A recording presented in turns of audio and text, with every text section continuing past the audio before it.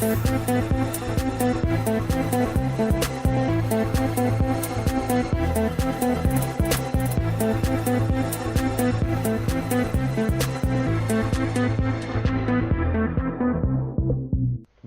to Life, the WHOniverse, and Everything with MarkWHO42. I'm your host, Mark Baumgarten, and today we've got a special episode of another show that we have been guests on, Gallifrey Stands, reached their 200th episode earlier this year, and yeah, it's been a while.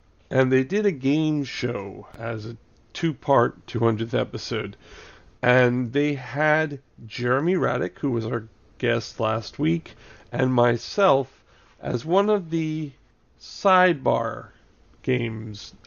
Basically, we were asked 5 questions to help one of the players of the main game to get some points. Now, I must say, Jeremy and I did rather well, and we're going to play that for you right now. And here's the host of Gallifrey Stands, Dr. Squee.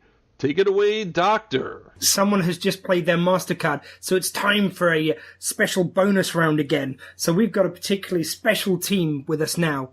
I actually met them kind of simultaneously because I was invited upon the MarkWHO42 podcast, and that is, of course, hosted by the wonderful Mr. Mark Baumgarten. Hi, everyone. And in there, it was like a guest fell into my lap. It was a guy who's been in Doctor Who and the TV movie, and since then he's become a friend of the show, as Mark has, and he's been on a few times now, and he's also been in our Christmas play. So please welcome Mr. Jeremy Radick. Hi, guys. Great to be here. Thank you for joining us for our 200th episode, guys. Oh, it's a pleasure. Yeah, we just hit 210 episodes ago, or about. So, you're catching up. Keep coming. I was gonna say, oh, well, we did that 10 episodes ago. Okay, you guys were there first. I get it. we got, yeah. But you're there. No, you've reached the plateau. Now all you can do is just go down like we are. No, anyway, no, you keep going up. You keep going up. It's the Mount Everest. You've hit the first. What's the staging area? You're in the staging area now. You're actually going for the peak. You're going for the summit right now. So you're going up there. You still have time. Maybe 300. You'll probably toss it away. Okay, neither one of you have peaked yet. Yeah. We don't want to peak yet. We've got scant time though, and 10 questions to get through. But first of all, I have to ask between you two, what's your team name? Our team name is the MarkWHO42 Gareths? Sure. Okay, that's what we're going with. We're going with MarkWHO42 Gareths. Let's do it. Fair enough. And I've realised, actually, in all our guest teams, we've had one Canadian each time, so I'm very pleased with that. Oh, well, you can't go wrong then. You can't go wrong. And now you have an American as well. Hi, folks. We've had...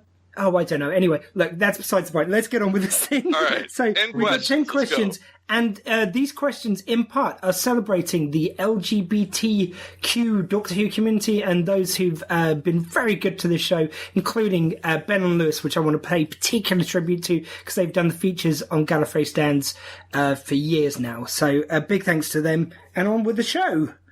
So, first question. Bethany Black, who was the first transgender actor to appear in Doctor Who, as well as appearing in our Christmas play, Doctor Who The Unsafe Planet. But which episode of Doctor Who was she in? Okay, I know that was the one with the dust, the eye dust. Sleep No More?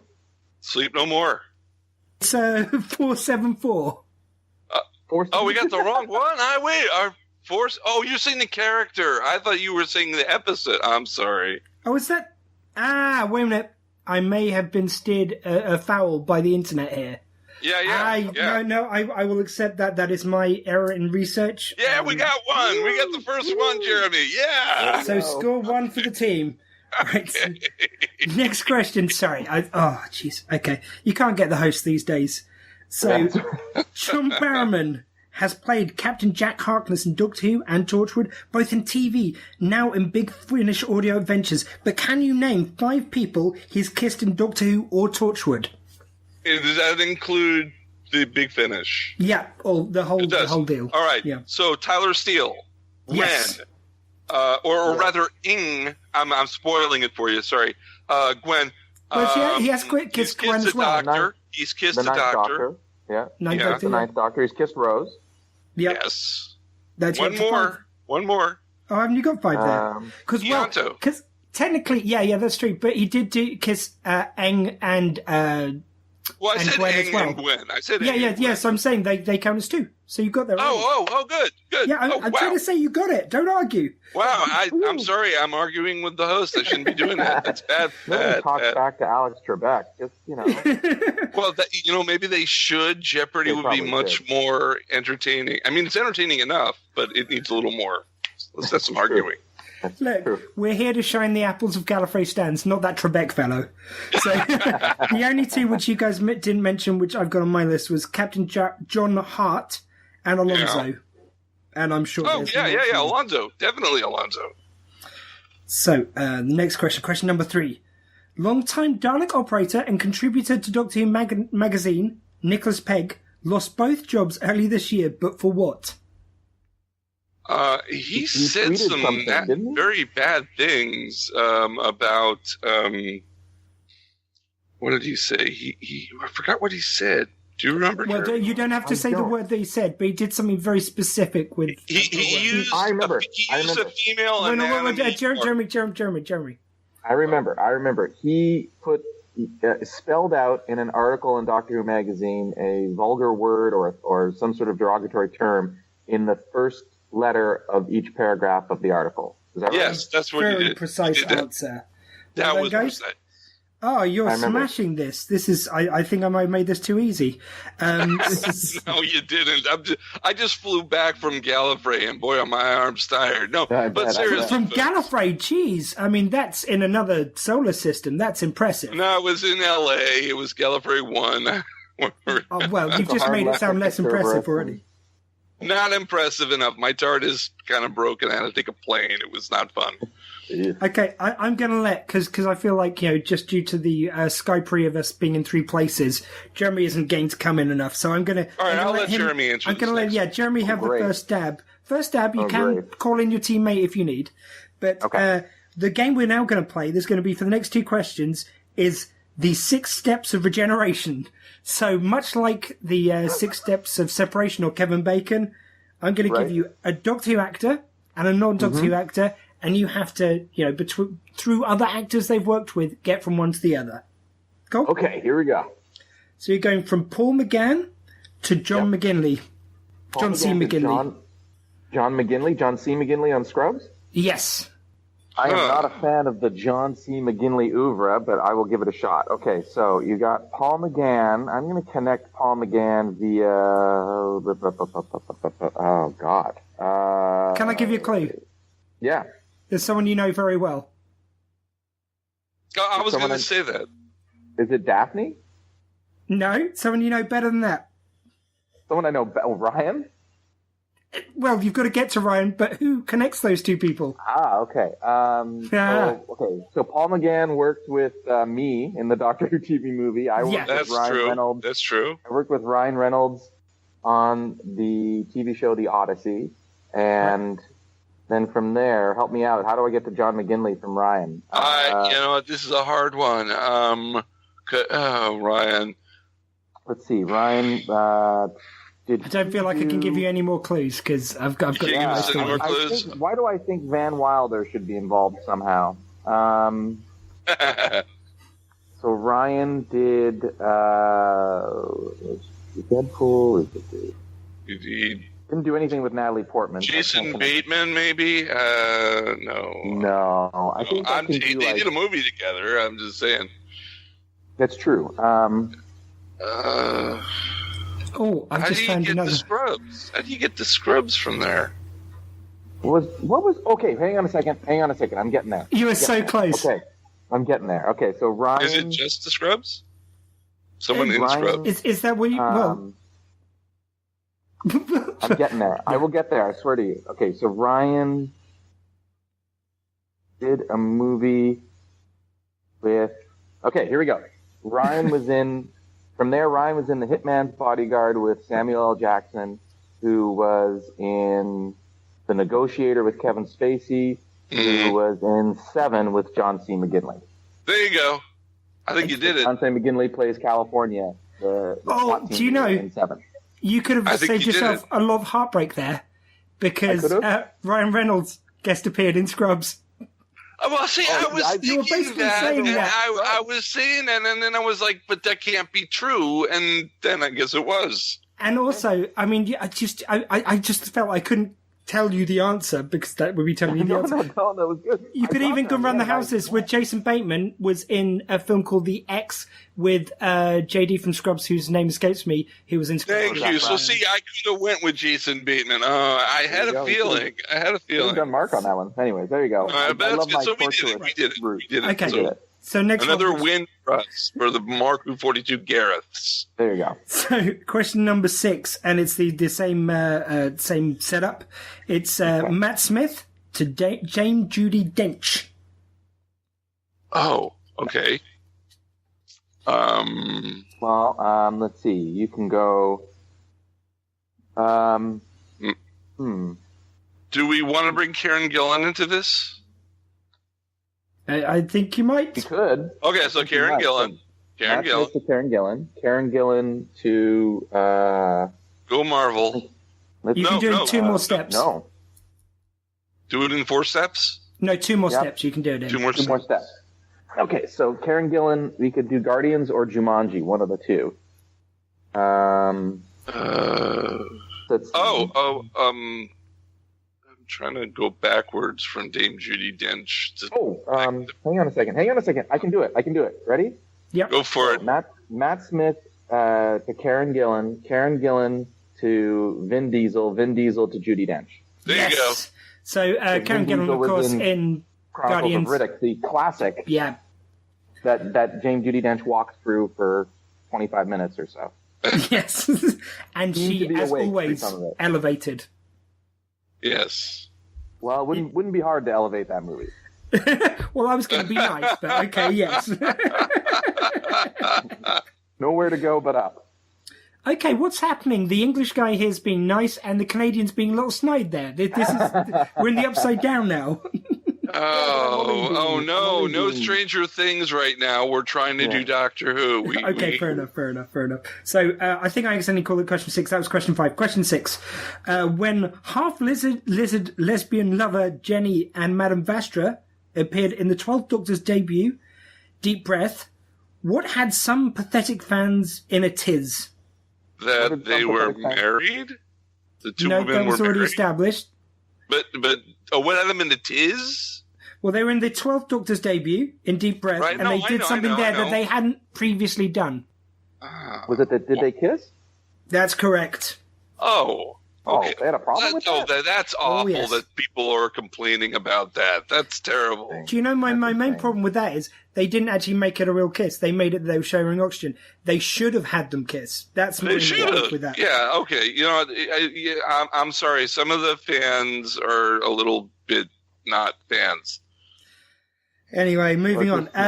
Greg Austin was kind enough to record an intro for Lewis's feature for Gallifrey Stands, the much missed Whovian Roundup. He was also one of the main stars of the sadly short-lived Who spin-off Class, playing alien Prince Charlie. But what was the name of Charlie's boyfriend? I never watched. I hate to tell you. I watched Class, and I only got through one episode of that show. Yeah. Well, I didn't say they were easy. I mean, do we want the actor's name or do you want the character's name? Charlie's boyfriend, not Yeah. Not Greg's buddy he worked with. You are on your own, sir. All right, let me give it a second. Give me a second. Ruprecht. Is it Ruprecht? No. I thought for a second you were going to say, let me just give it a quick Google. I'm going to shout out ridiculous names. You're just going to shout out ridiculous names. I am. Fatty. Ruprecht. Wait, no, Ruprecht. That's Dirty Rotten Scoundrels, isn't it? That is. Don't take the cork off the fork. Let's see. No, we're talking... Oh, what is your name? Because... I think you're doing so well, I can only give you a few more seconds on this. Matus? Oh! No, I'm kidding. No, you're pretty much there. In fact, I've got to give it to you. It's Matthias. And Matthias. All right. Yeah, you basically just mispronounced it, but you got the right name. I'm going to say I'm an American. I don't pronounce things the correct way. I can't help it. I love the fact that even after I said Matthias, you said Matthias. It's like you're incorrect in my pronunciation, and I'm getting it from the TV show. That's how I pronounce that, but you're right. If I went back and listened to it, I'd probably get your pronunciation. So I stand down to you, sir. Look, I gave you the point anyway. Question number 8. In 2017, Pearl Mackie played the Doctor's first full-time companion to be openly gay, Bill Potts. When Bill was faced with the first Doctor in Twice Upon a Time, what did he threaten to do to her if she continued with that sort of language? Smack her bottom? Yeah, jolly good smack bottom, didn't he? Yeah, put her over his knee. Yeah. Oh, okay. That's the worst. Yeah. That's not right. Let's just pretend that Stephen Moffat and you know never what? wrote This that. is interesting. Do you know that was taken from a line in the first Doctor's It was taken. time? Yeah, I was going to say, when I was at Gallifrey, I went to the Stephen Moffat panel, and someone came up and asked him a question about the way that she thought it was apprehensible how the Doctor was talking, the first Doctor was talking, and he said, I don't know what, every line that was anything like that was completely taken from an episode. It was all, so the putting you over my knee, that was actually in a script. To Susan. Yeah. And some people try to justify it. It's like, well, that was his granddaughter, and he was just trying to bring her up, right? Oh, don't try that. Look, he said a slightly sexist thing. We've moved on. It's not a problem. I thought they were just doing a caricature of the 1960s TV and attitudes. I didn't realize that Stephen took every line that was like that directly from a script. Yeah. That's amazing. It is indeed. And I think it's to point out that, hey, guess what? The men who wrote Doctor Who in 1963 to 69 probably had some unenlightened views. I don't think that's any secret.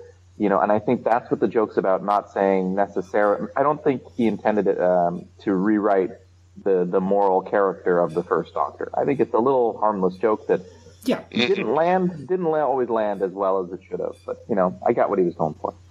That's cool. Well, look, we've got a couple more questions. I know Jeremy's Jeremy's in the rush. So let's get it. It's question number 9. Every week, Ben gives us the roundup reviews with the best of Big Finish reviewed by yours truly and others. River Song has recently joined the Big Finish stable. Can you name 4 other Rangers that have featured characters from the new series in Big Finish? Jago and Lightfoot and Strax. Yeah, that's good. There's the Winston Churchill one. Yeah, the Churchill Chronicles. Do we count Torchwood? Unit, and and Torchwood? Yeah, you've got it. So the ones which I had down, which don't even include all of those, the War Doctor, the War Master, the 10th Doctor Adventures, the 9th Doctor Chronicles, Old Doctor's New Monsters, Unit, and Captain Jack Harkness. Yes. But you guys safely smashed that one. And finally, I've been listening to all of those, so I didn't know yet. They are so good. Yeah, they're smashing out of the park. So, on a slightly self-indulgent note, this is a question which does slightly centre around me. The king of Big Finish himself and voice of the Daleks, Nicholas Brigg, didn't take kindly to one of my actually fairly favourable reviews of the Charlotte Pollard Adventures Volume 2. But what did he call it? Was it A, a shoddy review, B, an illiterate mess, C, unfair in the extreme, or D, a bit crappy review? A pretty crappy review, sorry. Haven't only drank with Nick once. I'm going to say an alliterative mess. Is that what the one? I go with that one too. It was D, a pretty crappy review. That was my second choice. Go. It's his opinion. Give him a break. I mean, the thing that I object to a little bit, and I won't go too much into this, but it's the fact that I do pride myself on buying a very balanced review and always justifying everything I write. And I just thought, it's like, if I'd written in my review that it was a bit crappy, how much he would have taken umbrage to that. Well, that's true. That is true. I mean, I don't mind some constructive criticism, my critique, but geez. Well, you guys. Wow. You almost had a perfect round there, but just tripped to the last gate there. But you got 9 out of 10 for our team. Woohoo! There we go. So hopefully the team will win. Yeah. So thank you to the MarkWHO42 Gareths. I think we landed on for your team. That's true. Yeah, Trips off the tongue, doesn't it? Slips right off the tongue. And everyone, please check out MarkWHO42, the podcast, and the Capeless Crusader online, the fantastic blog. Thank you very much for joining us, guys. It's been a real pleasure getting to know you guys. It's only been the last year getting to know you two, but it's been a real pleasure, and you feel like a real part of the show already. Oh, thanks, thank man. you very much. Yeah, You guys love have it. So good luck to you. Here's to 200 more. 200 thank you, more. sirs. Well, enjoy your various parts of the US that you're both in, and I will speak to you both real soon, okay? Thank you very much, Dr. Squee. And back to the studio. So thank you very much to the MarkWHO42 Gareths, was their team name. If you want to know who won that Gallifrey Stands contest, just go to our website at markwho42.net. There'll be a link to both parts 1 and part 2 of Gallifrey Stands episode 200. But all I can say is, woohoo! Gareth and I rule. Oh, and I just wanted to add that there is an event on New Year's Eve in Tampa, Florida called the New Year's Eve Time Lord Ball 2018. Finally, an event for Doctor Who and sci-fi fans on New Year's Eve. Ring in the new year with fellow Whovians at this unique and select event featuring Time Lord rock, fan panels on the latest in Doctor Who, live music, dancing, trivia, free goodies, live music guest performers, tons of fun for couples and singles alike, including, well, I'll be there selling and really for bargain basement prices some Doctor Who merchandise. We're trying to sell off the last of our consignment of Big Finish audios and books and stickers and badges at a real low price. So come there. It's $20 for pre-sale general admission, $29.95 at the door. You get $2 off that if you're a student or in the military, $25.95 at the door for that.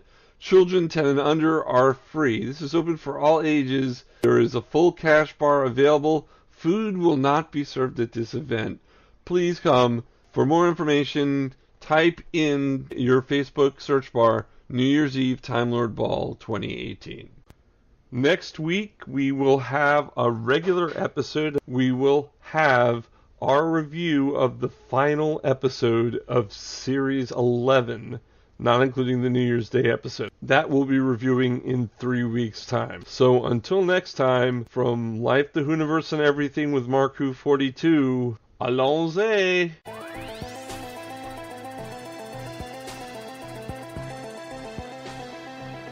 Life, the WHOniverse, and Everything with MarkWHO42 was written and presented by Mark Baumgarten, Trish Fryer, Iggy Matthews, and Zion Kiros. Our guest this week was Jeremy Radick.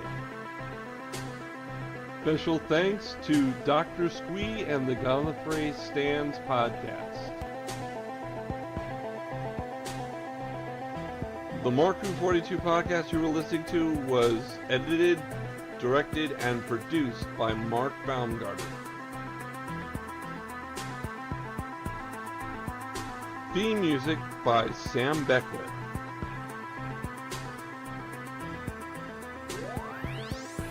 Life, the WHOniverse, and Everything with MarkWHO42 is in no way affiliated with the BBC, even though we thank them for putting out such a great show as Doctor Who.